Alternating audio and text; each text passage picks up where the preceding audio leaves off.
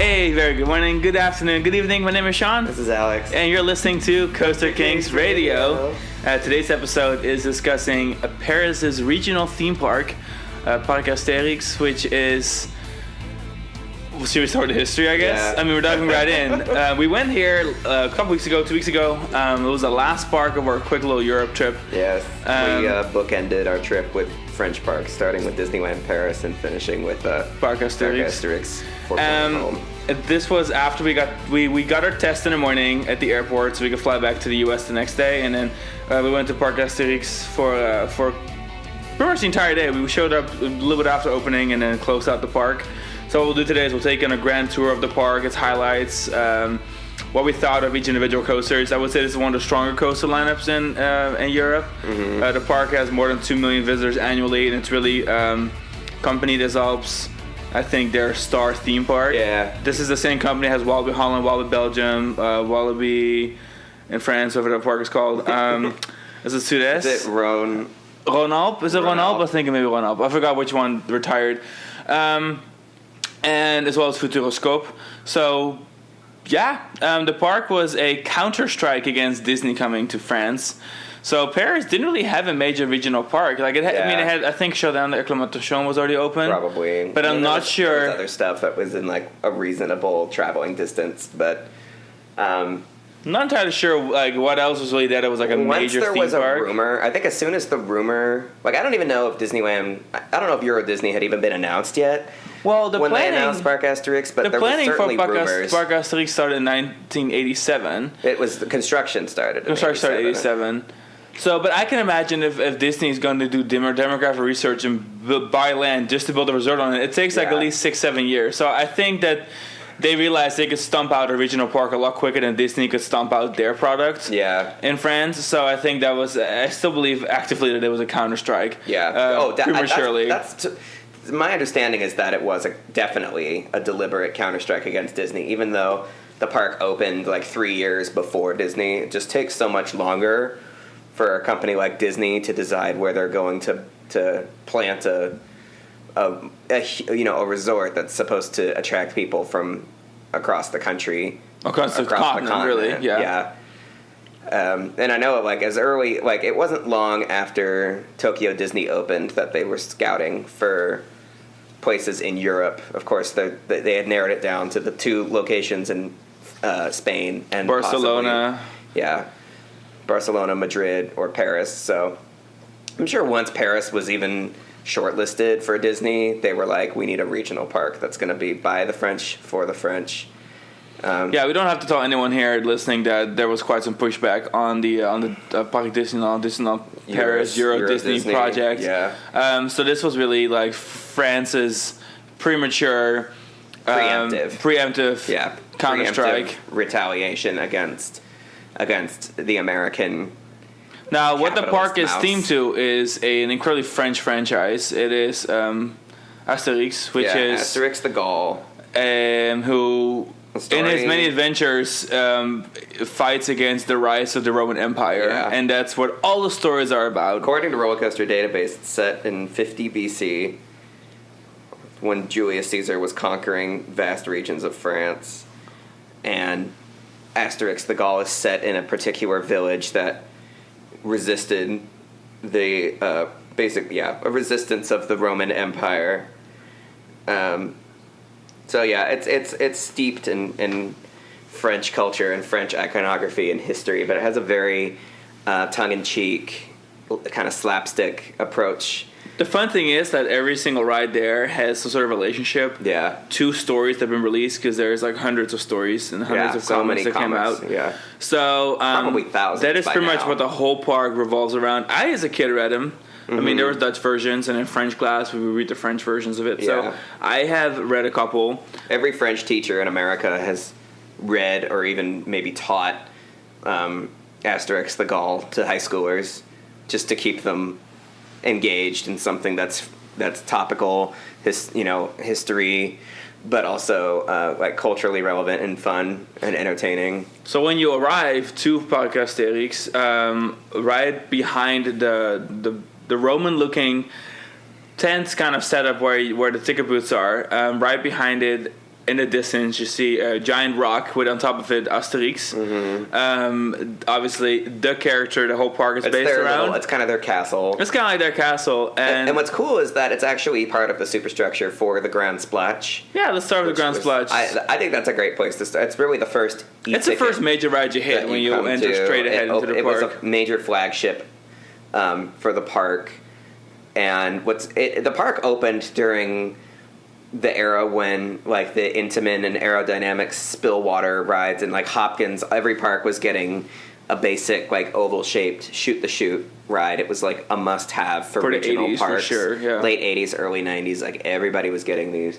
And an elite few of parks, like I could probably count on one hand the number of regional parks that have custom extended versions of these rides, and Parc Astérix is one of them. So it starts out, it's pretty straightforward. You go up a pretty lengthy lift, and then it has the elevated like 180 U-turn around the rock sculpture that Astérix sits on, and then you have a small drop. I mean, it's in the rock structure. Yeah, the turn. Yeah. And then you have a small drop, and then from there it really turns into like this great scenic, terraformed scenic with like little water effects and stuff, and then. Yeah, what you should imagine is most of this ride is just like going back and forth on a elevated rockwork plateau. Yeah. With a bunch of water effects. Yeah. It's very nicely landscaped. And then you pass by some other boats, and then at the end of that rockwork, you turn facing Trace de Hourra. The classic double drop, like the Intamin Spillwater double drop.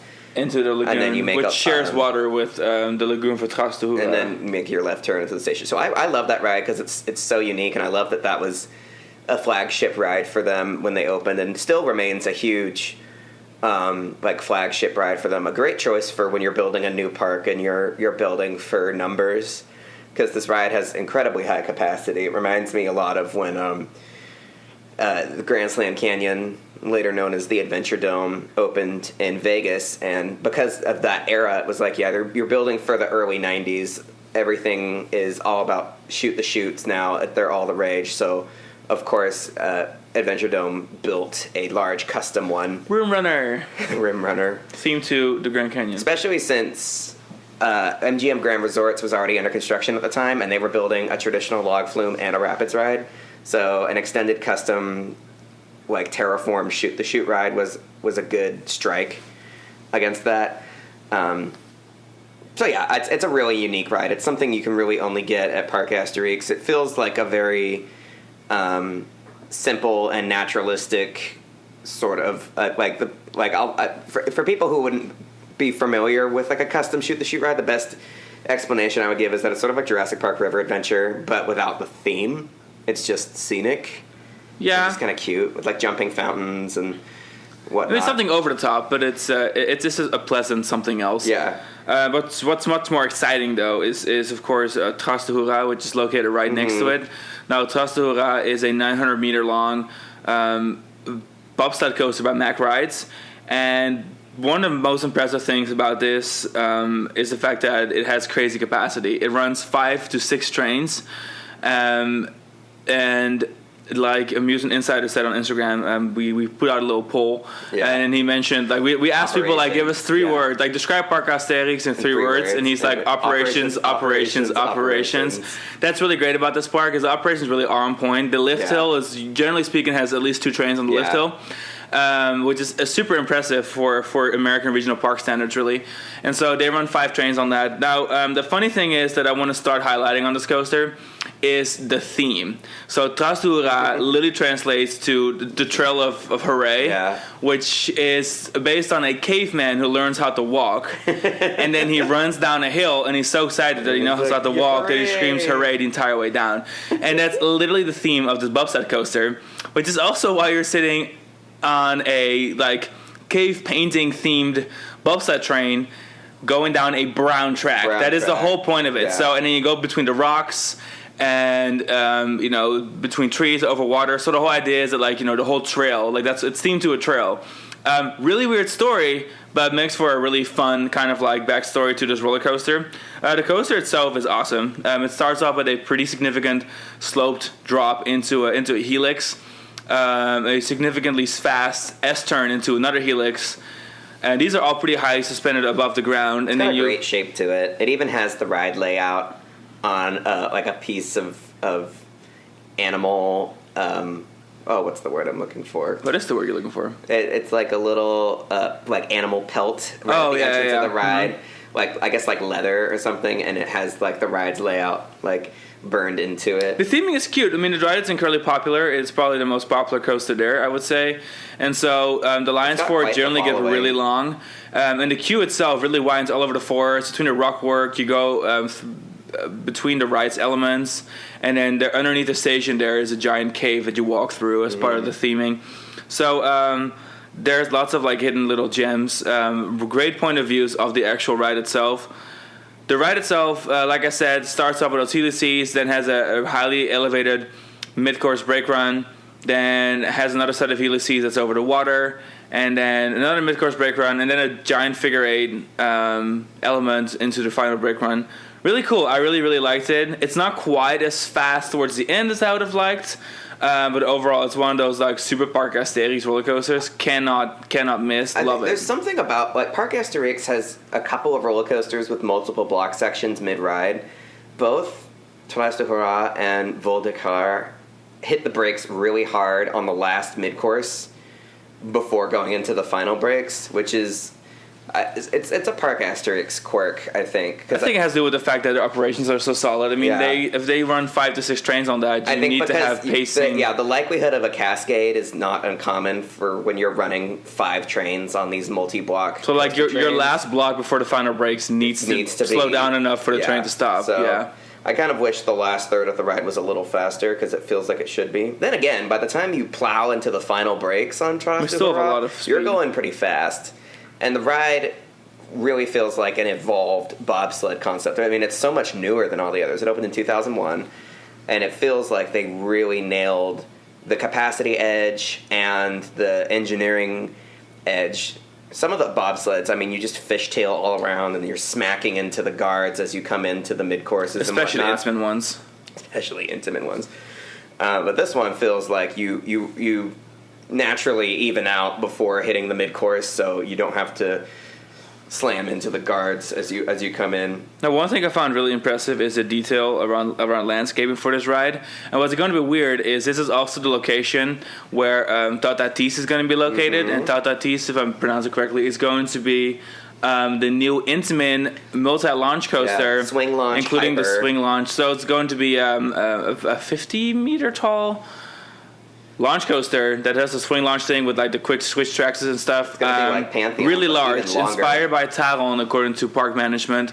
So we're really excited for that. But that's going to be taking place directly underneath and behind Terrasse de Hurrah. Especially the first third, like the first drop, and everything between the lift hill and the first mid-course brake run is plot that will be developed for the ride, and you'll be passing under and around Terrasse de Hurrah. So I'm looking forward to that a lot.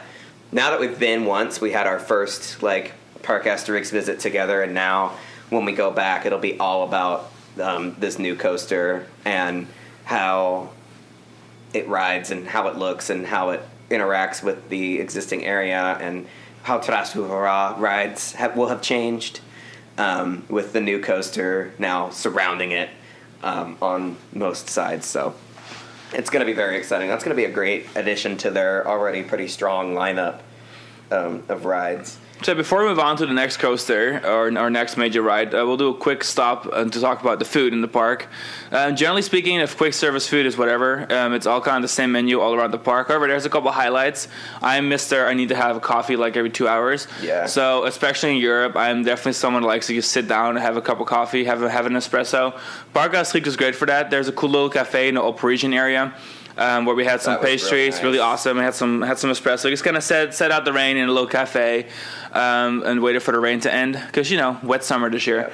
And then for lunch, we went to a MasterChef sponsored restaurant. It was like the Garden Restaurant or something. I forgot the exact name. It's iconic. This is if you have any familiarity with Parc Astérix, you know what restaurant it's the one that's right across the lake from Houduric. Giant basket of fruit, like a giant And the interior wasn't like that good looking. It was very fruity. It was it was pretty straightforward. However, the food was awesome. The fruit restaurant is like a classic. I'm pretty sure it's been at the park since it opened. I'm looking at a map from 1989, and I'm pretty sure that's it right there. It's funny. It was one of the best meals that we've had. It's really close to Kulderijks. And so what we had, I had a quinoa tomato soup based fried okra sort of like special dish with pine seeds. Mm-hmm. Really awesome. Really, really liked it. What did you have? Caesar salad, I believe, and it was very, very good. Very refreshing. However, the highlight for me was we did an espresso dessert. Go figure. We did an espresso dessert that came with like 6 pastries. Absolutely phenomenal. We both did our own set. It was like a little sampler. Mm-hmm. Really good. Obviously, if you go to France or Europe in general, your pastry game is just so strong. Yeah. And I will literally like eat myself sick every time I go. Here's a picture from when the park opened, 1989, and you can see the fruit restaurant. I guess it literally has always been there. That's crazy. It's an original. But yeah, icon. That was really good. And this was one of the few parks we really took the time this time around to sit down, eat, and have a good time. Yeah. Do a dine-in restaurant. So that was fun. Definitely, if you're looking to eat a decent meal, go to that garden fruit master chef restaurant across the lake from Kulderijks. Mm-hmm. Can't miss, clearly. But yeah, let's move on to some more rides. Next up is L'Occitane. No, we rode Minier Express first. Well. I'm just going to go in order of what I have on my list here. Yeah. So next up we have, how do I pronounce that? Actually, we didn't even ride Minier Express next. It was after we rode Osiris. And you thought it was the kiddie coaster, so you booked it on our Fast Pass thingy. And then I was like, that's the lock. Yeah, we got Philautomatiques, which is their Fast Pass system. So you can either order it online or you book it at the park, but at the park you only use cash. However, the ATMs at the park were out of order. There's like 3 of them. A comedy of errors, like. And so, if you want to use it on your phone, you need to have good. Okay, you can use it digitally. The park's Wi-Fi was not strong enough. But it just kept crashing the Philautomatiques part of the app. Asked about the wristband, and the wristband required 20. They needed collateral that they return to you. Well, yeah. So to get the wristband, I mean, it's fine if you have enough cash on you, but you need to buy it in cash, and you need to, if you want a wristband instead of using your phone for it, you need to put down a €20 deposit, which is fine. However, we were completely out of cash because we spent all of it on the Philautomatiques, and then they said to go to the ATM, and we went to the ATM, but all the ATMs were broken, so we came back. Of course, it was super language barrier. Yeah, one of the few places where we've been in Europe where like English was really kind of a hard time. Friendly and accommodating, but it was still like hard to communicate a little bit here and there. With the fact that they sent us to ATMs that they didn't know weren't working was like an issue. So then we come back and we're like, well, because we had already paid for it, and we're like, yeah, well, we still, the ATMs aren't working, our phone apps aren't working, our internet's not the greatest because we're using international plan, and your Wi-Fi keeps crashing. A strong enough signal. And we had 2 phones trying to do it, and we stood there for like 20 minutes. So eventually they took my Florida driver license and gave us it. And then when we came to return it at the end of the day, they sent us to the closed window to return it. Yeah. Because we were supposed to turn it at the Philautomatiques. Yeah, we went to window. guest services, and they were like, oh, you have to go to the Philautomatiques. The Philautomatiques kiosk, and it was closed already. And we're like, it's closed. Like, do you see that it's closed? So then they went there then they went back there and grabbed my ID and took the thing back. I mean, they were all really nice about it, but it's just like, not very organized. It felt like the staff didn't know very basic. Like, they were giving us basic instructions that they should know better than to give us. Like, they should know that the ATMs aren't being used right now. They should know when the kiosk for Philautomatiques is closed. Like, that's stuff that you should know. But this is actually a great transferring point, though, because they have this ride called L'Occitane, which is a Wildwater West, like dry park. It's a raft slide. Spinning raft slide. And it's incredibly popular. It's like this steampunky, circusy, old French theme, and it's just popular. It's beautiful. There's a handlebar mustache and a nose. Just because it's themed to like, I think it's themed to like sort of an oxygen machine, obviously. Yeah. So it came in handy that it was included on the Philautomatiques, so we were able to just hop on, ride the station. Something we never would have ridden if it wasn't part of the Fast Pass. I'm just gonna call it Fast Pass. Am I allowed to do that? Or just call it Philo. It's called a Philo. Like Philo dough. If we say Philo from now on, it's Philautomatiques. I'll just say Philautomatiques. Okay. Anyway, so it was actually a really fun ride. We rode with this little French family who was like really into it. We were into it. It was fun. So definitely can't miss. It's really close to Osiris. It's like right on the other side. So definitely make sure you ride that. Another really quirky ride that I'm not really sure why it exists, especially this park, is Vol d'Icar, which is... That's a classic for them. It's an Icarus themed... It's a Zero Rides Hornet. Yeah, it's a Hornet coaster. Mm-hmm. So it uses the same track bed as their Tivoli coasters, which they have one of those as well. I think it's just this park has a lot of Zero rides. Zero was like a long-time contributor to the if you're going to stump out a whole park, it's like one of those things where you work with the same manufacturer. They had 2 Zero Kitty coasters. A really tiny one that was sent to a sister park. No, a smaller one than that. Not that one. Oh, they have a smaller one too? They had an oval-shaped one that was really little that they sent to one of the other company Des Alps parks. Was it the one that sent to Wallaby, Belgium? No, I'm like tiny. Tinier. Really small. Because the one that have Wallaby Belgium is really small too. The circle one they keep relocating. Oh. The no, I mean, I haven't ridden that. Okay. I don't know. Anyway, doesn't matter. Cool. But they sent it to, I think they sent it to another park in France. SLS Numerobus was the larger version that they added like shortly after the park opened. And then there was the family coaster. And then they added... which is Vol d'Icar. Vol d'Icar in 1994. And they also have a Zero Wave Swinger, because who doesn't? And they have a Zero Magic Carpet that's next to Vol d'Icar. And those rides were probably added pretty close in succession as like a fleshing out of the Greece. I mean, it's a really area. It's fun in a park that has a really solid family collection of this. At least everything is very different, and this is very different. I love the bobsled style seating. Pretty comfortable. We both fit in the same row together. It feels like a large, I love my Jetstars and like Flitzers and stuff. This felt like a custom grown up version of the Flitzer. There's another park that has one of these elsewhere in Europe. And their version has the exact same layout, but then when I watched a POV of it, I noticed that they didn't second to last mid-course. The one that makes no sense. Yeah, the last mid-course brake run that brings you to a total halt before continuing, and you think the ride's over, but it actually has like quite a bit more track left before you get to the final brake runs. On the other installation of the Zero Hornet, it doesn't do that. So I thought first I thought it was a quirk from the ride design, but then I realized it was a Parc Astérix quirk. Because, capacity, operations. Just like Like, I love this ride. It has a cute... I mean, shout out to the park for the operations being pretty good, because the clientele was definitely not, helping. It was just, getting rows filled and getting everything worked out. There was a lot of screaming to people to, tell them what to do everywhere they went. A lot of... I don't think I've ever seen groupers work quite so hard and thanklessly at a non-Disney park, because the patrons at this park are a little difficult, I think, in a lot of ways.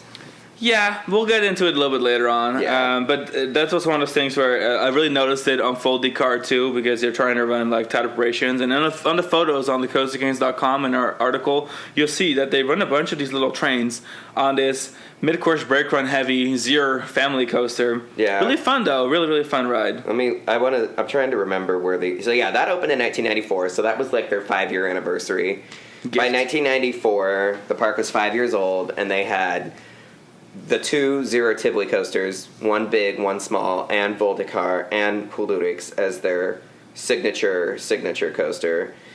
The other Zero Hornet, is it at Dippy Doo? No, Flambard's Village in the United Kingdom. Oh, it moved again? Where was this before? No, it's been there. It's the Dippy Doo one is a slightly different version. That's what it is. Oh, okay. It's not a Hornet, but it's it's 2 across seating. That's what it is. The Dippy Doo one is almost the exact same layout, but it's a slightly wider track gauge that has individual seats with lap bars and side by side. But yeah, this is located in the Greece Roman area of the park, which the lines are kind of blurred because there's clearly a Roman area of the park and there's clearly a Greece area of the park. Or maybe they are different. I couldn't really differentiate it very easily. It has a nice fluidity to it. When you enter the park, when everything is themed to deities that were shared, it just depends on is the name a Roman name or a Greek name. But Zeus, for example, is a Greek name. The entrance of the park is the village from the comics, and when you hang a right and go towards Grand Splash, it's all the pre-Roman involvement France sort of vibe to it. But then when you hang a left, that's when you are in the Roman area that has the River Rapids ride and the carousel. And because interestingly, that's right. Because down into when they added Pagasa Express, that is actually the ride that is themed to going from Greece to Rome. on this crazy That is like such a cute ride. flying and the theming Pegasus is thing. just adorable. Yeah, so I mean, let's talk about it. So I mean, before we get there, in the area they have a cool flying carpet, like one of those classic ones. Zero flying carpet. That's part of Greece. Yeah, that's part of Greece. And so is this Obelix. And Tonnerre de Zeus. Yeah. And then what connects Rome to Greece is the newest coaster they have. It's Parc Astérix. Yeah, right on the border, figuratively and literally. Yeah, so Parc Astérix is an upgrade from... It's a big Fire Chaser Express. From Dollywood, exactly. So instead faster, of having the trains. station being a transfer section, they actually have the transfer section before the station, so it doesn't have to do... Because operationally, having your station being also a piece of track movement, it just really delays the operation. Waiting for... When you dispatch a train on Fire Chaser Express, you have to switch the track before you can bring the load another next train in, then switch the track again before you can dispatch it. It takes a little longer. Cumbersome, and so I think that was why... That was one of the first things I noticed, was that even though this was the same product line as Fire Chaser, the track switch configurations were set up a lot differently. But it starts out in pretty much the same manner. It has a gentle, tire-driven launch that really doesn't go that fast, but it's a cute way to get started. But the fun thing is that the station's so elevated that once you have that little launch, you do make a significant drop down towards the valley. Down, and you hit the brakes, which I also thought was funny, because you're carrying so much speed before you go into the lift hill, but there's brakes down there because that's where the train transfer is. Unlike Dollywood's, which the train transfer is at the end of the... in the middle of the ride, right before the backwards portion. But yeah, you go up a pretty sizable lift hill and take this fabulous... I mean, this is a great out and back ride. It's a really large family coach. You really have to imagine Fire Chase, but on a significantly larger scale. And running 4 trains at least. End to end, this thing is like almost...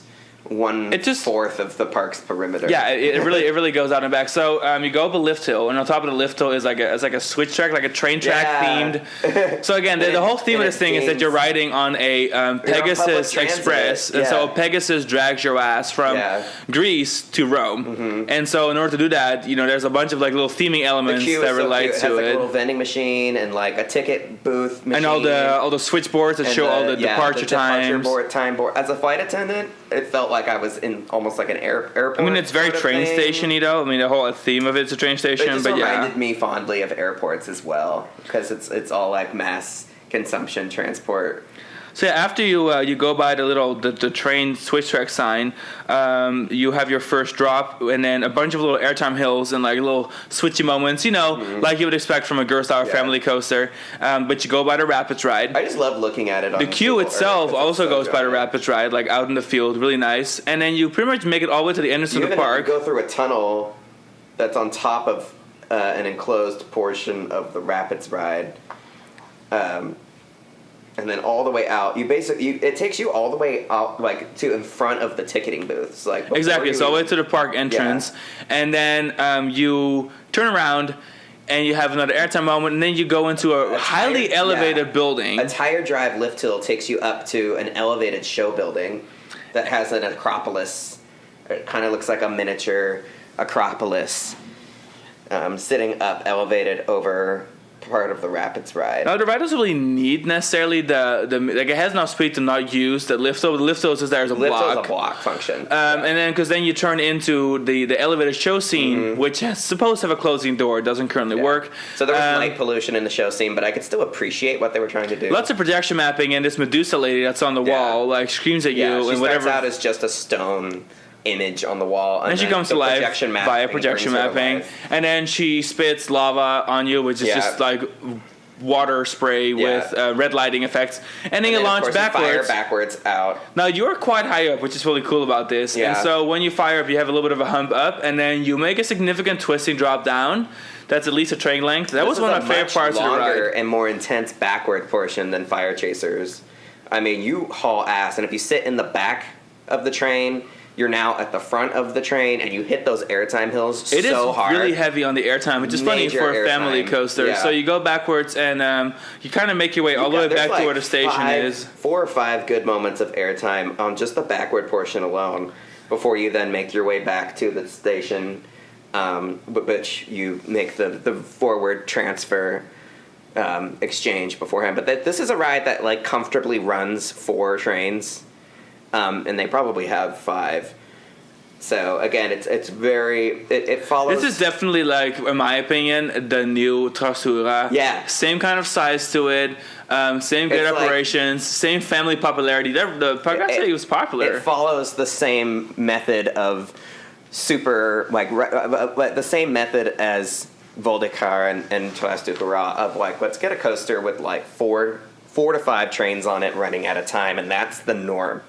Now, I will say, I like this ride a little better than I expected. I was expecting like a fire chaser thing, and we had just ridden Bacala at Bellewaerde, which is the next episode. So I was like, okay, whatever, we'll ride it, and we'll see what it is. It looks fun. But I really, really liked it. I liked it so much that when the park was about to close, and we had just finished riding Goudurix for like a bunch 6 of times. We rode it again. I was like, shit, I kind of want to ride that again. That was so unique. I want to go on it before it closes. So we ran over there. We got in a fight, because I remember we went to ride Tonnerre de Zeus. Yeah, Tonnerre de Zeus line was so long that there was no way we were going to get off Tonnerre de Zeus and still make it back to Parc Astérix. So we ran to Pegassi in hopes of Pegassi being a shorter time line. commitment, which it was. And then we had 5 minutes left after getting off, and so we darted to Tonnerre de Zeus. So we got to and we got on. So, talk about Tonnerre de Zeus. Let's talk about it next. Tonnerre de Zeus was important to me. When I rode Tonnerre de Zeus in 2015, I was absolutely blown away. I just thought it was a violent, but in a good way, like an aggressive. It gave me shades of early 2000s Ghost Rider at Knott's Berry Farm, like a true quintessential Custom Coasters International, like in the height of Custom Coasters International's relevancy. Our ride on it this time, it was evident that they had done a lot of track work and even some reprofiling on the ride, and I'm pretty sure they've changed the wheels on the trains to a polyurethane wheel for a couple of reasons. Which of these reasons is the main reason, or if there is a main reason, we're not sure. But they had a lot of good reasons to do this wheel change. There's now a hotel immediately behind Tonnerre de Zeus, which means a wooden coaster that runs on steel wheels is going to be noise pollution for people staying in your hotel. And I wouldn't have thought of that if that wasn't the very same reason why Europa Park went with polyurethane wheels for Vodan, because of its proximity to one of their hotels. But also, this is a much easier method of maintaining your wooden coaster and keeping your track bed from being a money pit. Especially with the pandemic, and then next year, Tonnerre de Zeus is going to be turned in Tonnerre de Zeus, which de is two in French, so that's, a funny play on word. Great play on words. So it's going to get a Gravity Group rebuild with new elements, timberliners. Obviously, it's going to have better pacing. So as of right now, the coaster is like 1,232 meters long. It's following that funny trend of the Missouri wooden coasters, Timberwolf and Boss, both of which that had their helixes removed. But didn't get timberliners, to help with overall pacing for the ride. Both of these coasters lost their helixes, and Tonnerre de Zeus has a mid-ride helix that is it reminds me a lot of the Legend, where it's major changes in elevation throughout the helix, and it's also flat, so there's some pretty great laterals. Tonnerre de Zeus is still an awesome ride. Like, if you went and rode it right now, the cool thing about Tonnerre de Zeus is that it's like Ghost Rider at Knott's Berry Farm pre-redo. Yeah. But much smoother, but like kind of the same layout. Like, it just kind of never ends and has great pacing. Compact, yet it really takes you somewhere. It's quite similar to Ghost Rider, but without a mid-course. Exactly. Super long. And with like an extra final bit that goes outside the ride plot, but the rest of it's really confined. If you're but it does a fan a lot. of Timberwolf at Worlds of Fun, you'll recognize the ride's layout as a alternate, like an upgraded version, where the ride sort of has a T shape. You come off the lift hill and do a 90-degree turn before going out into the first drop and the first of an elevated turnaround, and then you come down, intersect the lift hill superstructure and into the mid-course helix, and then you come down again, parallel to the first drop, another elevated turnaround, back down, back to the helix area, and do another turnaround. I mean, it's a lengthy ride. Now, one thing I want to say real quick on the topic of helices, this park, I love the helices. They love their helixes. Osiris, Tonnerre de Zeus, Goudurix, and Trasura all have like signature helices that also have the queue going like in a circle around it. Voldecar has a helix too. Yep. They're very... So, like, every ride has, like, a major helix. Every ride in this park has a 270-degree helix minimum. But my favorite part is just the fact that every single major helix on every coaster at this park has a queue, like a circular queue going through the helix. Yeah. They just love showing up every helix. It's such a funny thing. Yeah. But Tonnerre de Zeus, the polyurethane wheels have taken their toll on the ride's performance. The ride runs well. It feels like a ride that is well cared for and well maintained. However, polyurethane wheels are soft. You lose traction. There's drag on the PTC trains that the ride runs. So what used to feel like a ride that maintained incredible pacing, I could never explain how it was that Tonnerre de Zeus went so fast throughout such a long ride despite not being that tall or having that big of a first drop. But you would still come into the station hot. Nowadays, you're not coming in hot. You basically arrive into the final brakes at parking speed. Like, they could take the final brakes off and just let it park itself in the station without any additional braking. That's how slow you are when you finish this ride. The last hill, it has a drop into an on-ride photo, and then one last incline before a 270-degree helix, and enveloped by Q, of course, like you said.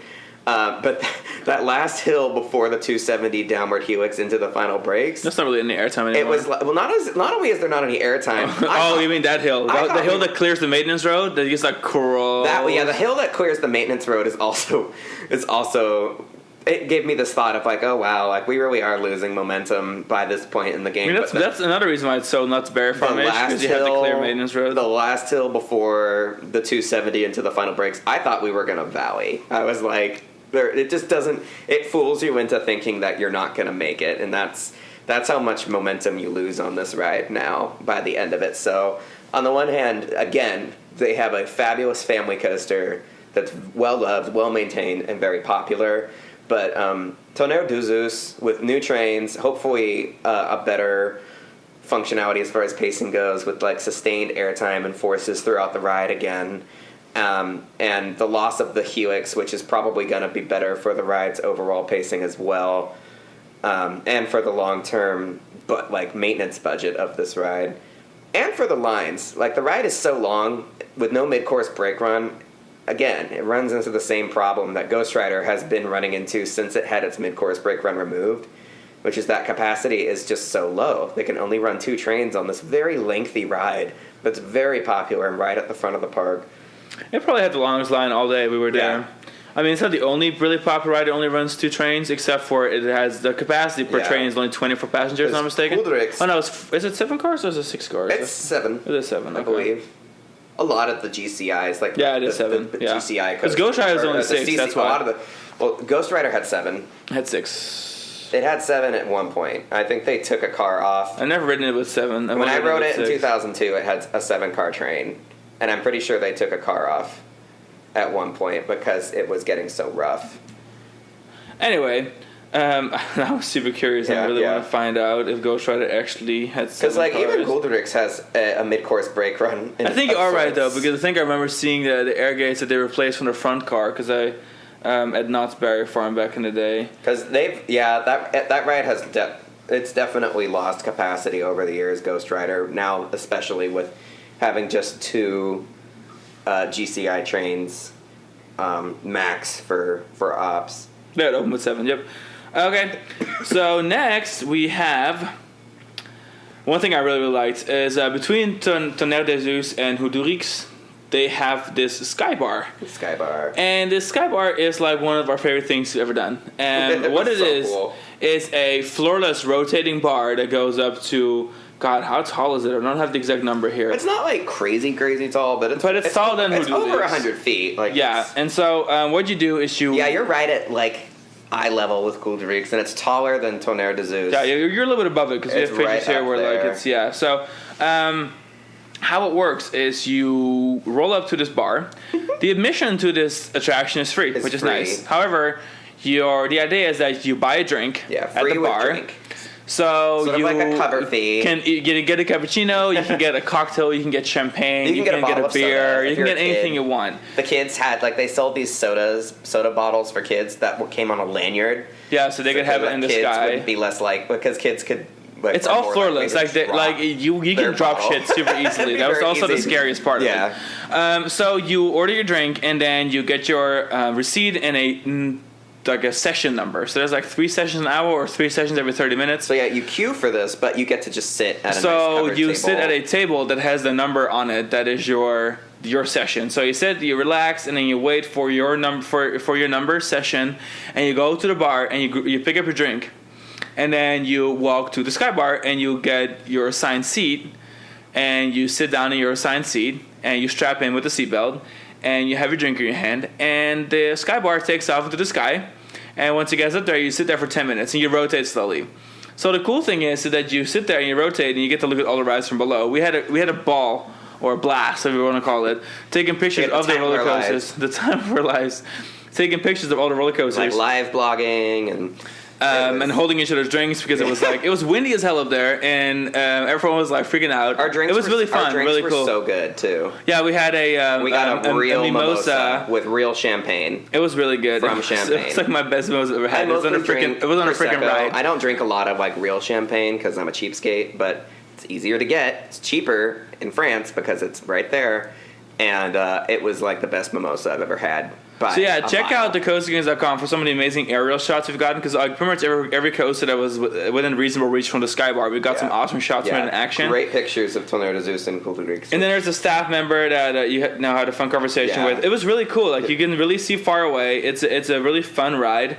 Definitely something I would do every single time I go to Parc Astérix. Oh yeah. That was really, really high. It's so us, because I love taking time. Like if your theme park has a bar, like a real bar with some pretty. We generally speaking go and hang out. We really like lounges and stuff. Bars and lounges and parks is like kind of something that we like to make time for, no matter what park we're in.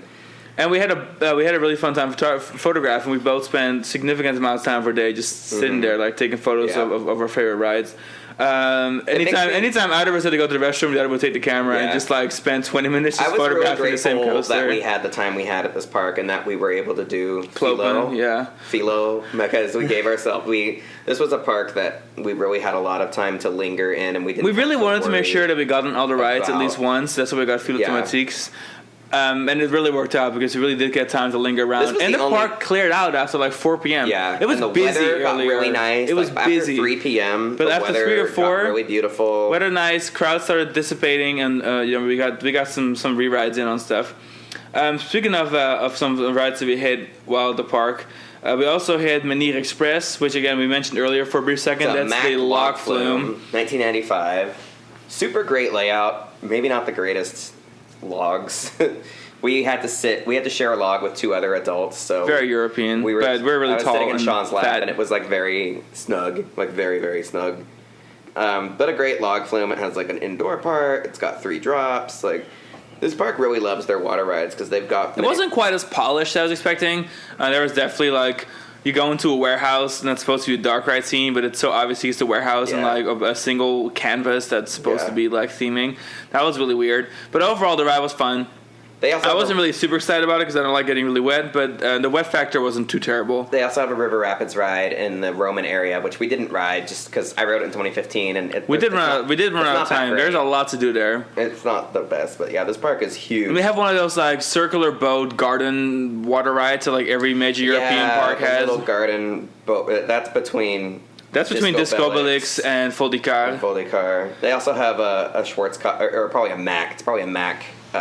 Octopus ride and a wave swinger. This park has a lot of flat rides. Obviously, it's something that we can't really go into too much in a podcast episode because big roller coasters. It looks like an Intamin pirate ship ride too, situated right on the water, right next to Kulturix, which is in the the shipyard area of the park.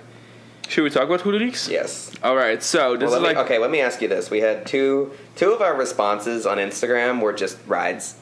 There, even though 3 words about Parc Astérix. One person said "Good X."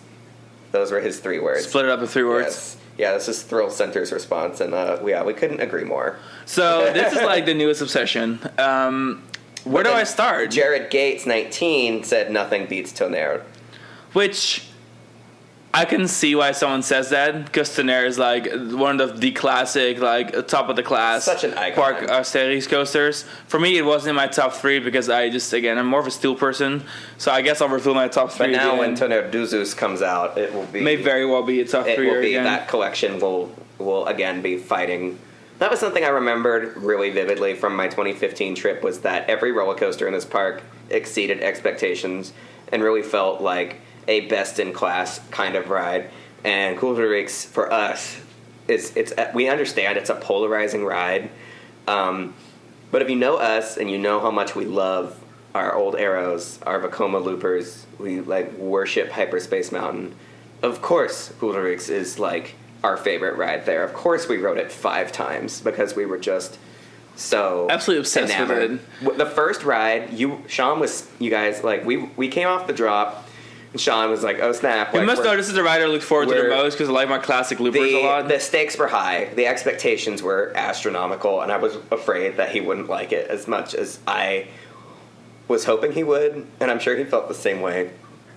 And he was speechless. Like we made it to the mid-course breaks, which is right. It's kind of an additional brake run right before the final breaks, just to help with dispatches on this thing. And you weren't even, I don't even know if you were sure like where your headspace was at with that ride, because it was so overwhelming. The ride is a lot to process for your first time, especially if you're already a fan of this type of ride. If you're a fan of Blue Hawk at Six Flags Over Georgia, which we are, this is a ride that it's everything you want from the perspective of a fan of a ride like Viper at Magic Mountain or Tennessee Tornado at Dollywood. It's big, it's fast, the pacing is unrelenting. I mean, you come off the drop and it is a rapid fire succession of 7 inversions. It's not like you don't get a break like you do on Viper. There's no there's no true mid-course brake run. You come off the drop into the butterfly, which is like 2 inverted top hats with 45-degree twists situated in one fluid motion, and you go through it so fast, much faster. It's a much faster and quicker paced ride even than Blue Hawk, even though the rides were designed at the same time and both have that same butterfly element and have a very similar concept and approach to the Mega Looper. But yeah, so you do the butterfly, and then you fire into this Batwing that is so fast compared. And it's a large Batwing, because the Batwings on the Arrow loopers are a lot more. Were like it's like 3rd element in command or like 4th element in command. Like at this point, the ride has already lost. When you compare it to significant like speed. Vortex at Kings Island, where it's like buried in the ground. This thing is like elevated. Yeah, it's bigger than the vertical loop on the ride. Like it's big, telescoped out. And it's like the hood ornament for the whole ride. It's really the focal point when you cross the bridge over the lagoon that the ride sits on, and it connects Tonnerre de Zeus with Coolderix. I mean, you're right there, staring it in the face, and the dimensions of it are tremendous. It almost reminds me of like Banshee's Batwing. And the banking is actually quite good going into it. Yeah, it can give you. Weren't you the one that got hit in the face? There was one of our rides. We sat in a different row each ride. In fact, there was a couple of rides we got to re-ride without even leaving the station. The park was very generous about re-rides, especially in the afternoon once the park was really clearing out, despite the amazing weather. I guess some people just left early because they were soaking wet. They didn't get cover from the rain, because by 3 p.m. there were fewer people in the park than there had been at any other point in the day, and yet the weather was the best that it had ever been of the day. So we lucked out with some like great photo-taking weather and some great opportunity for re-rides on Coolderix.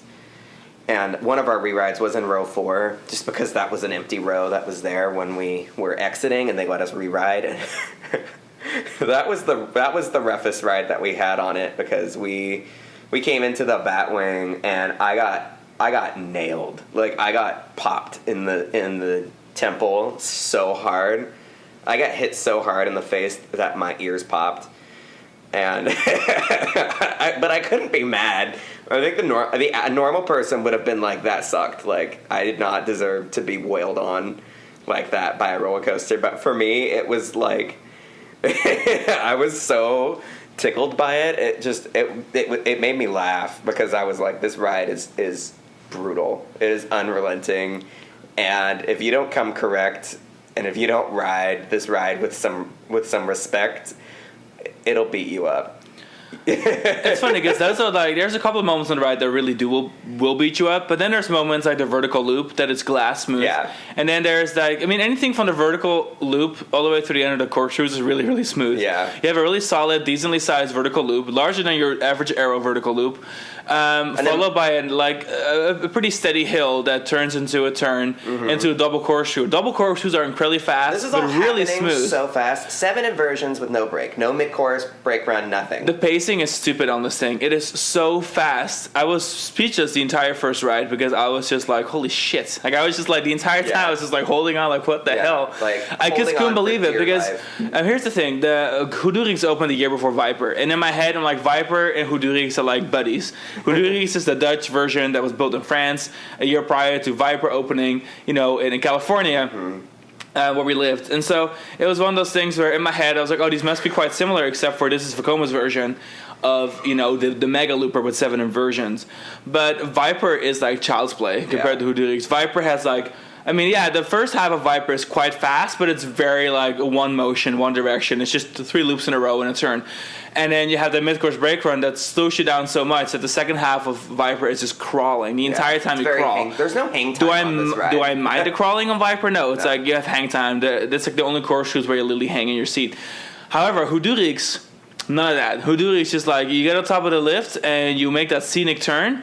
And if you're in the back car, that scenic turn is a wild mouse turn, and you like fly through the turn, and you go straight down that first drop. Great airtime in the back, and it doesn't stop. It just doesn't stop. It's insane. Have ever asked yourselves, and I'm especially addressing fans of the Aero documentary on YouTube, if you've ever really wanted to know why Vekoma is still in business and aerodynamics is not, look no further than Goudurix and whatever aerodynamics was doing at the time, because the Vekoma's track bending methods, their transitions were flawless. They're still flawless.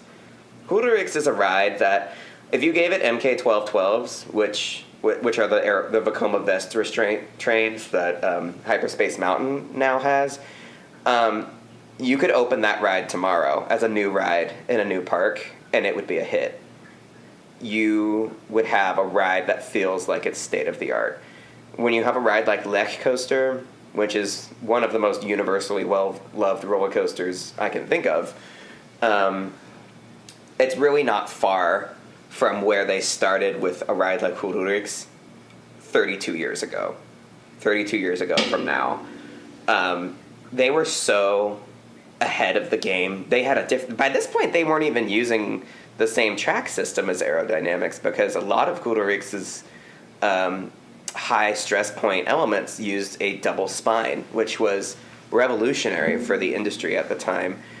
While like Giovanola and Intamin were developing their version of a hyper reinforced track bed with the prismatic box-like track spine that would later be ubiquitous with B&M, Vekoma was taking their boomerang track bed and giving it 2 spines side by side, and that track system would continue to serve them throughout the 90s and into the 2000s with Invertigo coasters and the Flying Dutchman coasters. So I feel like when you ride Goudurix, and it might beat you up a little bit because it's a 32-year-old looper, but for us it was just so evident to us why Vekoma was taking off into the stratosphere industry-wide and outselling aerodynamics pretty handily in most markets, except for like hypercoasters, because Vekoma wasn't doing that at the time. They'll do it now. They'll sell you a hypercoaster now. I wish Energylandia had built the Vekoma hypercoaster instead of the Intamin hypercoaster, but word on the street is is that Intamin could get Energylandia, the hypercoaster, right now, and Vekoma was like, well, we can get it to you in 5 years, but we're already booked, so it's up to you. But I digress. Hururix is such a fabulous ride, and it's just such a significant point on their industry timeline. It's just it's absolutely no surprise to me that this ride opened, and then like Euro Disney was so quick to call upon Vekoma to fulfill the major attraction developments in their park, because it was just so plain to, I think, everyone paying attention that Vekoma was churning out a similar product to Aerodynamics that was at the same time so vastly superior. Speaking of MK1212s and like the rolling stock for that ride, just like with Blue Hawk, how a Vekoma vest restraint train could turn that into easily the park's best ride. Six Flags Over Journey, especially in the last 2 years without having Mindbender as competition because it's been closed for so long. If Hururix got the MK1212 trains, I think I would be on a flight to Paris the next day. I don't think there's a shadow of doubt in my mind that with MK1212s, this ride would be so incredibly well-liked and appreciated for all of the strengths and for all of the pioneering aspects of it. And hopefully it's only a matter of time. A good friend of ours, Marc Lacombe, who is French coaster expert, Disney expert, Hururix and Hyperspace Mountain both have the same chassis already. It's like a super reinforced chassis that's designed for the kind of constant abuse that a Disney ride is likely to receive, running constantly. And that's the expensive part. That's the hard part. Hururix has now been running the same chassis since the late 80s, and it has the Vekoma 1205 seat mold shells that are sort of like all the boomerangs that popped up during the Six Flags Premier Parks era. It's those kinds of trains, or like the trains on Big Loop at Heide Park. I call them Beetlebug trains because they have like the rounded fronts. Nose. Yeah. So it runs those trains right now, and those are like not my favorite, but the ride still like shines. It still sings with those trains, and so giving the ride the 1212 vest restraint remodel would be as simple as just replacing the harnesses and the shells, because the chassis is already in good shape. Hyperspace Mountain is still running the same chassis that it opened with, despite having two major train overhauls since it opened. So we think that based on the kind of stuff that Parc Astérix is already doing with their rides, I mean, Vol de Car got a full retrack at 1.2. Hururix got a major retrack in 2013. They completely replaced the Butterfly and reprofiled it. Which is funny because the Butterfly is notorious for being obviously like the worst element of the ride. Very unique, of course, but it really wasn't that terrible. Yeah, it's incredibly fast. Well, I think since 2013, it's really been, intense. It's been great, but it didn't hurt the way I thought it would hurt. Look, when I went in 2015, the Butterfly was brand new, and I went with a group of people who weren't exactly Vekoma Looper fanboys, but we rode it twice because we liked it so. It was so surprisingly good, despite our expectations. And I think it's only a matter of time before they'll do the MK1212 seat molds, because now like Tonnerre de Zeus is getting new trains. Like, this is a park that really cares about reinvesting in their existing rides, and they know what they have. What I think is funny about Hururix for me is that there's parts of the ride that surprised me that I didn't think I would really care about, and that also includes, of course, the final helix that is like unbanked and has like a sharp drop in it. That is amazing. You know, like that's like this weird wild mouse, sharp drop, sharp incline moment, but it's like, who would have thought that? The laterals on that are crazy, because absolutely stupid. You've already been through 7 of the craziest inversions of your life, but and then it's the helix fast. That gets you. Yeah. It's the helix that wraps a little bow on this present. Because, of course, every ride at Parc Astérix needs to have a helix. Yes, I swear to God, it's so iconic that they did it again on Tonnerre de Zeus. Same exact move. It's just funny because every single ride there finishes with a helix. 270 helix. Except for except for what's it called, Pegasi Express. Yeah. But yeah, overall the ride is Pegasi Express's 270 Helix is at the far end of the ride, next to the turnstiles. It's their little hood ornament showing you what you can expect from your day at Parc Astérix. It's like every ride here is going to beat your ass with a 270-degree Helix somewhere in the ride. But yeah, so I think it's obviously my favorite ride at the park. Who am I kidding?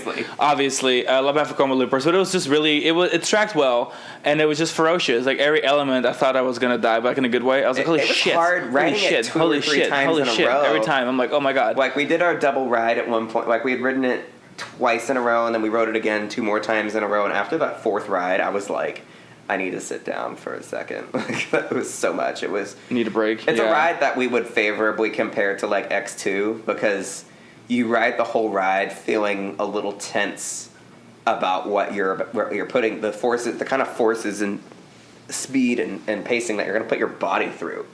You put your body through a lot when you ride this, and I would say it's one of the scariest rides ever because you just know that you're going to go through a lot. You might feel it in the morning. Your muscles, your neck, and your spine might feel a little different in the morning. It's not necessarily headbanging. But it's not headbanging. It is just that, especially in a butterfly, you move so many times so quickly, and there are so many positive G's on you. The elements in a butterfly are...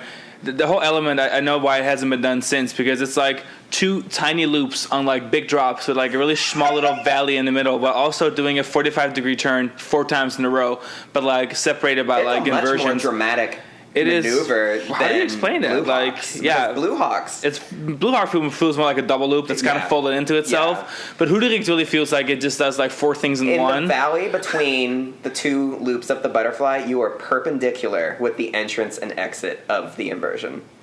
It's witchcraft. Like I can't believe that they did that. But you know what? I wouldn't mind seeing it again.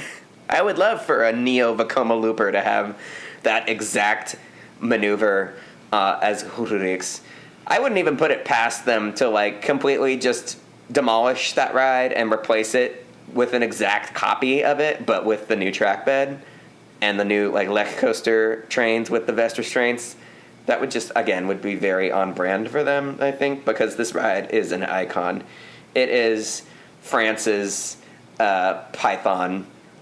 It's like France's arrow looper, like corkscrew kind of thing. It is just such an icon and such a badass. And people love this ride. We weren't the only ones sessioning the ride in the evening when lines got short. We were in good company with people who were like really putting their bodies through it. But it's like Fatal Attraction. You just can't resist this ride, even though you might sustain a little bit. You might get a little trauma. Get a little coaster kisses on this ride. You might have some bruising on your shoulders and on your. I think if they were to give it a Blue Hawk treatment and give it the MK 1212s, the ride is going to once again be one of the most popular rides. They can market it as a new ride. To be fair, it was popular. People were really into that ride. The line was long all day, and when we did a little marathon later, when the park really cleared out, there was no line for anything except for Tonnerre de Zeus.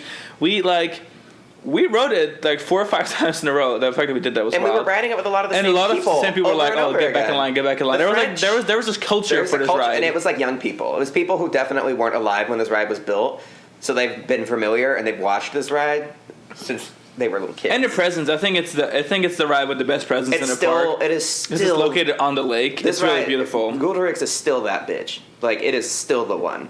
After everything that they've built, even though Osiris is the one that you see from the interstate, which we'll get to Osiris in a bit because we're already an hour and 2 minutes in because we've just been gushing. Yeah, so let's talk about Osiris then. So Osiris is the park's 2012 B&M inverted coaster. If anyone knows anything about 2012, B&M had no business in the inverted coaster industry. They were literally just like pumping out wing coasters and selling wing coasters. The last time they built building an inverted hypers coaster and wing coasters was 2007. So it was really fun seeing the development going from like Mamba and then Python, Python in Korea, and seeing the next evolution. And this ride really feels like that. It has some classic elements, but the biggest changes are the fact that it doesn't have a pre-lift, so it has a snappy, extreme first drop.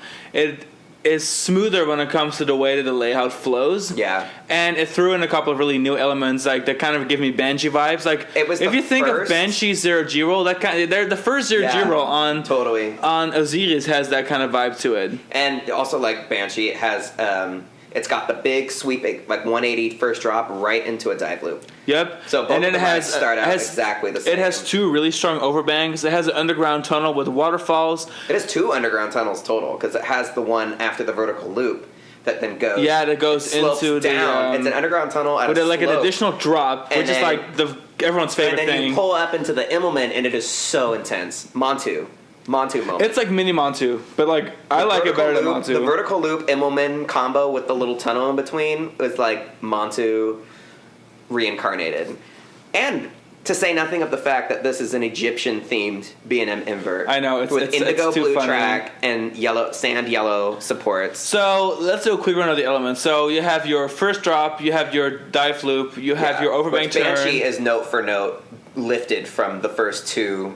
Then you have elements. because there. So after the dive loop, you have a really strong overbank turn. Well, that's, yeah, like, the really first 2 intense. elements meaning like the first drop and the. Oh, got you. I Not thought you first meant 2 the loop. inversions, Okay. but yeah. And then you have a vertical loop followed by like a slope drop into a Immelman. And then another overbank. Another the overbank overbanks turn. are so great. And they're really There's some sharp, and they're great really strong. G-forces. And then you dive underground. Dive into a pond. So you dive underneath like the Great lake in water the middle of the features. ride, which is the ride's really built with like a presence, and then you go into this really strange off-axis, It's off-center, like tilted to the right. zero G roll and corkscrew. It rolls through. You get airtime on it. Yeah, it's not necessarily. It's not really a zero G roll, but it's like a whatever airtime roll. It's a barrel roll. And then you have a sharp upwards helix, A a little 270-degree elevated helix. Number one of 2. The first of 2. and then you level out for a quick second. Very flight deck, very flight deck. Extremely. Great America. Yeah. And then you dive. down under the U-turn that connects the final brakes to the station. Exactly. And then you have a classic zero G roll with the exact same shape as a Batman clone. Yeah. But the speed at which it goes through it is just like California's Great America's. It is just the right speed where it's Yeah. like complete zero G, like Yeah. weirdly zero And because G. it's wedged in between the station and the final brakes, it's foot choppers. Foot chopper Foot effect. chopper city. And then you level out and you dive straight into this zero G roll. Oh, no, sorry, You dive, 270 go into the helix. second of 270 helixes. where the Q is wrapped around. Yeah. Of course. And then you. And then a sharp right turn into the final brake. No, you actually go up and you have a dip. You have a drop down yeah, to the you do the ground, drop, and you then do a you little have dip, an and then- upward turn into the Yeah. brake run. Spectacular pacing. Obviously, no Mickers brake run. It kind of has like the length of a major B&M like Raptor, but it's the size of Black Mamba. Yeah. You know, like the height. But incredible pacing, and it really shows that there's no need for a mid-course brake run if you can do that. Yeah. So this park is like the king of no mid-course brake runs and really good pacing, because all their major coasters, they lack a mid-course brake run. Yeah. But I think that is the beautiful thing about it, because their pacing is just fire. Yeah. Well, they either have no mid-course brake run, or it's a multi-train operation that has several, and they don't function. There's no in between. They don't Yeah. function as like a break or a stop halfway through your ride. They function as just an opportunity to get 4 or 5 trains on the track. The hardest thing about Osiris is riding it and thinking about how this could have been Banshee. Which I mean, Banshee is going on. We us. love do Banshee like for what it is. Banshee is a very, very different ride from Osiris, even though they have the same first drop and the same first inversion. Banshee is more like on the Alpengeist Pyrenees scale of design. But Osiris is a lot more. It's for every great inversion that ride has. There's also a great non-inversion. Turns, laterals, drops, dives, tunnels. It's all stuff that like it makes me wish Banshee did a little bit more of that. The rides are clearly inspired by each other. Apparently, Osiris was going to be a less intense ride. The park really twisted B&M's arm. This is what I've been told by multiple people, including our friend Mark, who knows everything, about this, just the nature of the design process for that ride. Because Osiris is a lot more intense than the inverts that preceded it immediately and the invert that followed it. Yeah, because think Silver Bullet. Yeah, Python. right, like Silver Bullet and like Patriot at Worlds of Yeah. Fun, and then you have Osiris, which is absolutely like It's like Nemesis level. So I guess like Batman level. Because more people have, I guess, exposure. But then to again, that, it's like Black Mamba opened in the same year that Patriot opened. It was when Patriot at Worlds of Fun opened, people were like crying foul because the ride felt like such a watered down level of an invert intensity wise. Even though it's a perfectly good ride, Banshee has also received a lot of that kind of criticism, and I'm pretty sure that Parc Astérix was being offered a ride that is a lot more like how Banshee turned out, but they fought for those overbank turns. Based on my ride on Osiris, I think Monster at Grönerlund is going to be like Osiris. Like it has same kind of rolling stock, same kind of size to elements. I can't wait to ride that. So, I'm so excited. Overall, a really good ride. In my top three is Goederix, Osiris, and Trasura. What is your top three? For the park, definitely Goederix, Osiris, and Trasura. Okay, same top three. Yeah, fine. pretty much the same. It's going to change. They're going to shake up with with Tutatis, Tonnet Deuzeus, and potential like MK1212, Goederix. Yeah. I mean, there's lots. I think Goederix will always be our favorite ride there. I just don't expect that to change. And it's not necessarily sentimental. It's like that ferocious. It's that wild. It's like perfect. The only ride where I was like in shock the entire time. It's such a monument that reflects my love as an enthusiast. It really, I feel like your favorite roller coaster isn't just about the best coaster you've ridden, but it's the kind of ride that illustrates what matters to you as an enthusiast. So that's always going to be Goederix for us, I think, no matter what. But now let's talk a little bit about the atmosphere of the park. So one thing is that the park it's polished-ish, but it's not like super polished. There's definitely parts, right? The old France area of the park. It's fun. I mean, overall, they could use another ride. To be honest, the overall park could really use a bit of a touch-up, but there are some really nice areas. I think anything Roman and Greece, those are really nice. Anything old France could really use some love. Yeah, everything from the Oxygenarium to around the Goederix. I would even go as far as saying Gansplatz, Manier Express could also kind of use some help. So that side of the park, except from Osiris and Goederix, that side of the park needs some love. Everything on the other side of the park, awesome, looks really great. Now, the biggest thing that I really didn't like about the park, and not to like end, we're not trying to end on a negative note, but there's one thing that really stood out to us, and we're going to mention it anyway. Yeah. So just like our Instagram Jasper fan, response to our Instagram questionnaire, I think really resonated, illustrated exactly how we feel is the park's one glaring shortcoming. He's like, the park is funny, the park is well themed, but the clientele is questionable. And yes, that is not to be like shitting on anyone, but there's one thing we really noticed during our visit. I don't even know what word to use, but at one point in the queue for Osiris, I was physically assaulted by someone. This is COVID times. They wanted to cut in front of us. The whole party wanted to cut in front of us, and they were screaming at us. One woman kneed me, and then later on, another woman in their party, she physically pushed us and screamed at us and touched us in French. And there was a language barrier. It was one of those things where the vibe in the queue was so off because everyone was really bothered by these parties cutting. There was security here and there, but nobody did a single thing about it.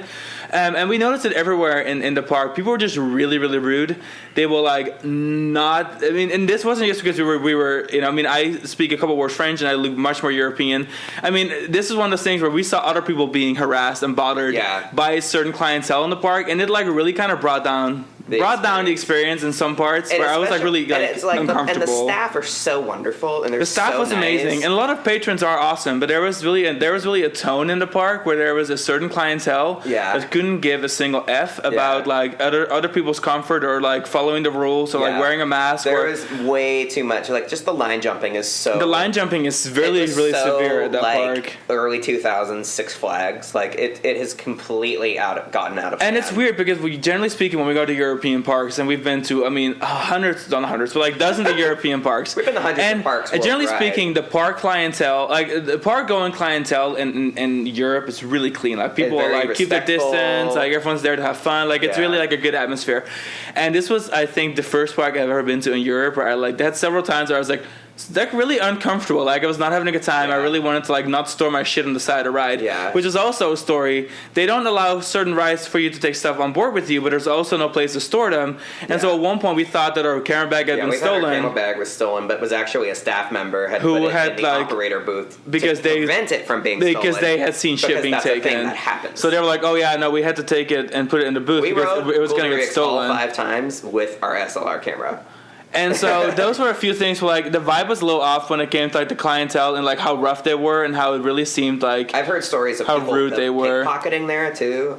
Like people will always warn you little bit of about like getting pickpocketed in Europe, but apparently Parc Astérix is a place where that actually happens. So that was like, and I really don't want to. Like, we really had a great visit, and we loved the rides here. As you can probably tell by like the previous hour and 10 minutes of this episode. There's nothing about the park I would really change except that I want lockers as an option, and I want queue jumping control. I want line jumping control. I want the staff to be properly equipped with what they need to address these problems. Yeah, and because so like the park, amazing. I have never seen anyone of staff speaking up to these parties that are clearly violating rules, clearly causing havoc in the queue, while there is physically staff cleaning trash cans 2 meters away. I'm like, what are we doing? I'm like being harassed here. Like, can we please? The staff needs to be empowered. I'm just like waiting through the standby queue here because I don't want to get line cut. That's the only thing. The staff are motivated and they're good staff. We had 100% positive staff. The operations were incredible, but really nice people. Upper management and middle management needs to train.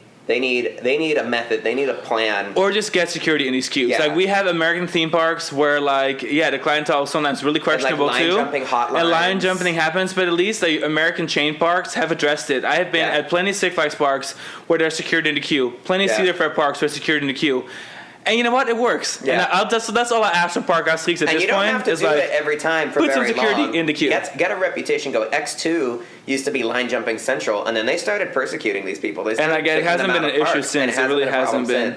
Same with Tatsu. Like they just put one security person there, and like it fixes the problem. And you only got to kick out a couple people. And there's only a few rides where it's really a problem. It's stuff like. I would say that obviously Osiris, we had the biggest problem. Osiris, Tonnerre de Zeus, Trasura, and Parc Express. They say take those 4 rides and put someone in the queue. Get some staff in there. Get like supervision. Especially because the lines are busy. They're in buildings. It gets hard to supervise unless you have someone dedicated to it. But that was like incredibly unpleasant. And that it's funny that someone commented that because we have been warned by Sven. We have been warned by people that this was going to be the park, but that was the case. We have been told by people that they like Parc Astérix as a park, but avoid it because they are exasperated by the other people who go there. And I'm like, I get that. I've felt that way about parks in America, but this like blows any interaction that we've had with American park patrons out of the water. Like the level of entitlement and rudeness from some of them. And the upstaging, like the whole cliques cutting in line together and like really intimidating other parties. Methodical, those poor girls behind us, they were in shock the entire time. Methodical, like premeditated, systemic line jumping of whole parties, where like 2 of them, cut through part of a switchback, and then like one by one, the rest of the group like trickles in. And before you know it, they cut an hour worth of queue. So it was really severe. Not to spend the whole 10 minutes on it. It was just like a really prominent. Like and it really gave me whiplash because I don't think that sort of thing ever happens at Disneyland Paris. Well, the funny thing is that we're like avid Disneyland Paris goers, and we never ever experienced any sort of line jumping or any rude people. Like everyone's really so nice.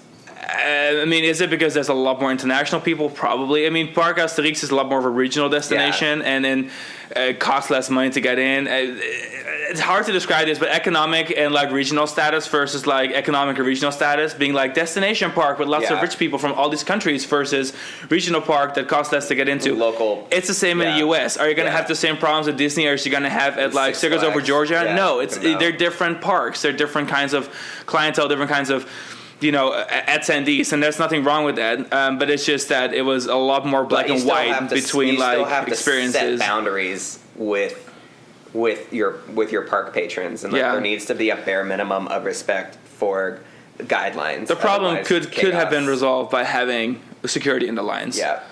Wow, we probably spent way more time than I ever anticipated. Thanks to this comment online from Let's mention the Instagram account one more time because we gave him a 10-minute shout out. Jasper Godou's response, themed horror and questionable clientele. Yeah, so themed humor. I do want to finish this episode, and not on that negative note. I do want to say we had a really great time, and I hope that throughout the episode that was noticeable, that we really enjoyed it.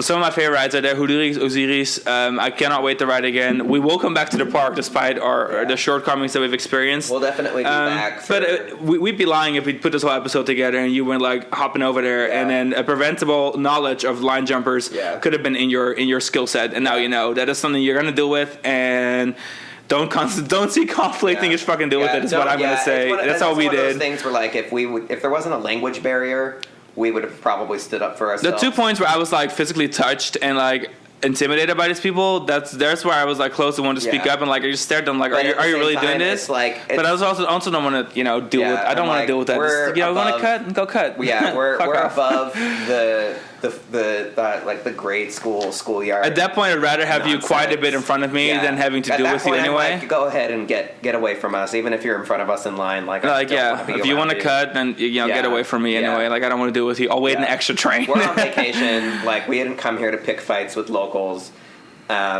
But it just was also like we felt very powerless. I just felt bad for other people in the queue because these are parks where like teenage kids go here and they're getting stood up, they're getting intimidated. There was like these two young girls behind us. There's like kids in high school who are and they're like terrified because like these old groups of adults. Yeah, so that was really weird. I was like, I mean, I can stand my ground if I really have to, and we're just kind of like, well, whatever, like you pass. Like, yeah, this is unpleasant, and I feel intimidated a little bit. Like, why are we doing this? Why am I being touched? But then there's these like actual younger people, children, teenagers who are there with their friends, kids who would go there after school, and they like look like really scared, and they look like they are being bullied by adults. And I'm like, come on, guys, I've never seen it anywhere but Parc Astérix. I just can't believe that people are motivated to do this. Like, where does the motivation? Like, where's your upbringing? Like where does the motivation come from to like cut in front of open Pandora's box. I haven't been given it much thought the last 2 weeks, but now I'm like I'm seeing all these flashbacks to like it happening, and I'm like, God, ethical violation that I feel that's so shitty. Like it shouldn't be like this, but it's really I don't want to give the park too much I wouldn't antagonize the park too much over this. It's just that there needs to be a method and a plan for addressing this, I think, going forward, especially in a time where there's like COVID and in the social media era. If enough people take issue with it, if it happens to enough folks and enough people get bothered about it, and it becomes a dialogue, it becomes a reputation, it becomes something that the park can't ignore, they may do something about it, because that's exactly what happened to Six Flags. It's happened to a lot of other parks in the U.S. where the line jumping got so bad that it'll hurt your bottom line. It really will. It'll affect your bottom line, and that's when like corporate parks, like the Six Flags parks, will start to care and say, like, we better do something about this. And, I mean, so much about Parc Astérix is so completely wonderful and well done that I would expect them to take action at some point if it ever got to a point where it was such an unmistakable, impossible to ignore, like, glaring issue in the park. But we didn't let it ruin our day. It was something that we thought about, and we're like, we want to talk about this because people should know about it going forward. People that we care about, who we're going to recommend Parc Astérix to because it's a great park and we want our friends to go and enjoy it and ride all these rides. We're going to tell them, like, hey, watch out for conflict in queues, because there's going to be probably at least one incident on one of the major rides where like a group of people will overpower you and bully you and maybe even like physically accost you just to get in front of you in line, and you just need to mentally prepare for that, and don't let it ruin your day, because we didn't let it ruin ours. Yeah. And that's sad, but I just still feel like it was our duty to mention it. So, but at the end of the day, I mean, just a fabulous park. I can't wait to go back. I'm so excited for the future. Yeah, I'm really excited to go there in like 3 years from now and have like 2 new ride experiences, maybe even 3. Yeah, and re-ride some of our favorites. Yeah, and it's super conveniently located. It's only 20 minutes from Charles de Gaulle Whether Airport. You're by the airport or by Disney, you're not far from exactly, and it's really easy public transit to get there. There's buses that run directly into Paris. There's buses that run to the airport, so it's really convenient. You can, Ubering it costs us like, it was like a 15-minute Uber, and it was cheap. It was super quick. So we generally speaking, every time I go to Paris, I stay near the airport just because it's convenient, and it's near the flights, and it's near testing centers, and it's near Disney, and it's near Parc Astérix now. So it's like, Definitely a good location. Add it to your lineup. If you're a fan of other Compagnie des Alpes parks that you visited either in your home region or on like a trip to Europe, I think this park will be a pleasant endeavor, and you'll want to spend the whole day there, and maybe even buy the Philautomatiques. But make sure to bring cash. Or buy it online in advance. Or buy it online like a smart person. And I would say check out thecostakings.com and check out our Parc Astérix article. We have lots of pictures, lots of pictures. There's a bunch from the sky, which is cool because, it's a unique angle. We go into a little more detail about the ride's elements and like the theming, and you can really kind of put like a picture with everything we talked about today. We don't actually mention any of the line cutting stuff on there. I guess we really just... That wonderful Instagram comment kind of brought it all back up. Like, it was like, this is something we did. At the end of the day, 2 weeks later, when I think back about the park without like an Instagram comment reminding me of that, I don't think about it. I think about everything else. Because I say like, well, that's on them. That's between them and God. It's not about Parc Astérix. It's not Parc Astérix's fault that people do stuff like that. However, I do think they do bear responsibility in addressing that going forward. It's still not my place to say like, this park is bad because they don't handle it. I'm like, no, it's not the park's fault. It would be different if I felt like the staff were not amazing and wonderful and helpful. I just feel like they just need some direction when it comes to things like this. That there is a problem that they may be so used to that is more shocking to us that they need to start addressing. Yeah, we're on the outside looking in, and it feels different to us. For others, it might just be like, that's just the way it is. And I would challenge anyone who feels that way to maybe consider that just the way it is maybe isn't the way that it should be. Yeah. But I digress. But yeah, so follow us. Check out our Instagram and TikTok for lots and lots and lots of videos of this park, especially Kulturix. We post. Get featured in our episodes by following us on Instagram at thecostakings.com and interacting. And thank you to everyone who answered our questionnaire. Even if you weren't mentioned. We got lots and lots of answers, but these were the ones, the 4 that we featured that spoke on the park's standout rides. And then we already have an episode live for Bellewaerde. Sorry, we already have an episode live for Bobbejaanland and Plops aan de Pannen.